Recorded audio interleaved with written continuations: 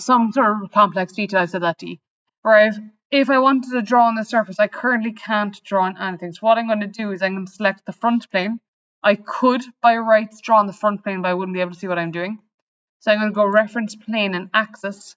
And then what I'm going to be able to do is I'm going to be able to drag that plane in and out off of the front plane. So that's currently parallel to the front plane.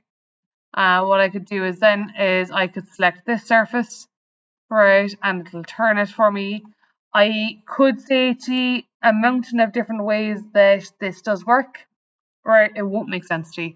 So basically, you can either have it parallel or you can have it perpendicular to the plane you're on. So that gives you a 90-degree option. Or you can decide how many degrees you want it offset by. So let's say if I want it offset by 20 degrees, I do that and it'll turn it to 20 degrees. Again, this is if I wanted to draw something like a button on the side of it. All right. So I'm going to hold the roller on my mouse and turn around just to check that that's where I want it. And it is. And I'm going to say OK. And then very, very, very important. Can you look?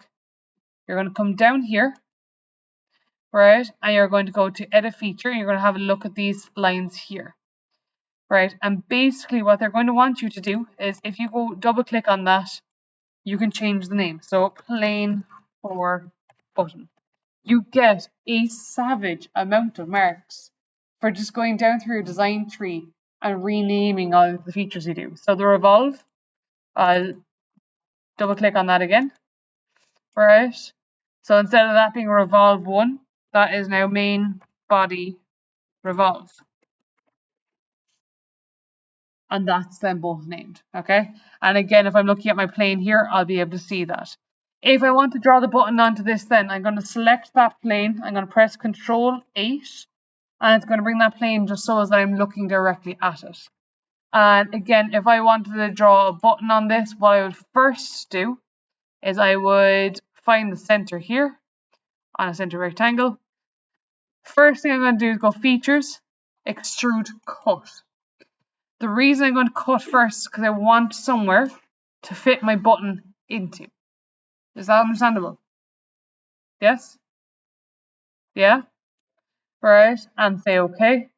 So I could change the measurements of that. So basically, when you turn this around now, there's that space to that button. It could connect to stuff if you wanted to. It does not have to. Okay? So once I have that done, that's the slot cut out for the button.